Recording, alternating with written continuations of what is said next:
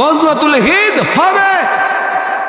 আহলে হাদিস নামে আহলে হাদিসেরা বলে গজওয়াতুল হিন্দ হয়ে গেছে, গজওয়াতুল হিন্দ এখনো হয় নাই, এটা হবে।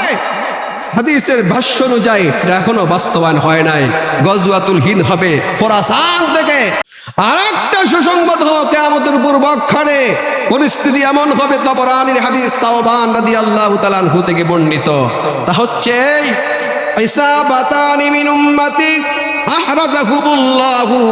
আখরাজাহুমাল্লাহু মিনান নারি। আমার উম্মতের দুইটা দল হবে, আখিরি জামানা আমার উম্মতের দুইটা অবস্থান হয়ে যাবে।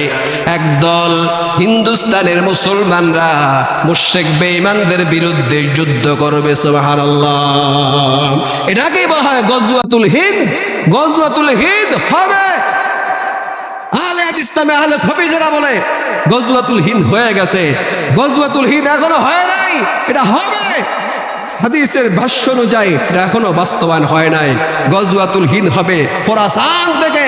কালো পতাকাধারী তারা বের হয়ে এই হিন্দুস্তানের মুসলমানের সাথে একাকার হয়ে আল্লাহর দুশমনদের বিরুদ্ধে, খোদা দ্রোহীদের বিরুদ্ধে জিহাদ করে বিজয় হয়ে এই হিন্দুস্তানের শাসকদেরকে তাদের পায়ে শিকল লাগায়া শাম দেশে ঈসা আলাইহিস সালাম ইমাম মাহদীর কাছে তাদেরকে নিয়ে যাওয়া হবে। বলুন না সুবহানাল্লাহ।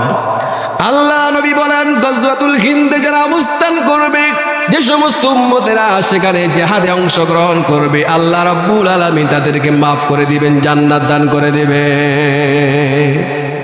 আরেক দল হবে আরেক দল সরাসরি ঈসা আলাইহিস সালামের সঙ্গে একাকার হয়ে জিহাদ করবে। এই দুই দলকে আল্লাহ পাক মাফ করে দিবেন। এই দুই দলের বাহিরেও মুনাফিক বেঈমান থাকবে।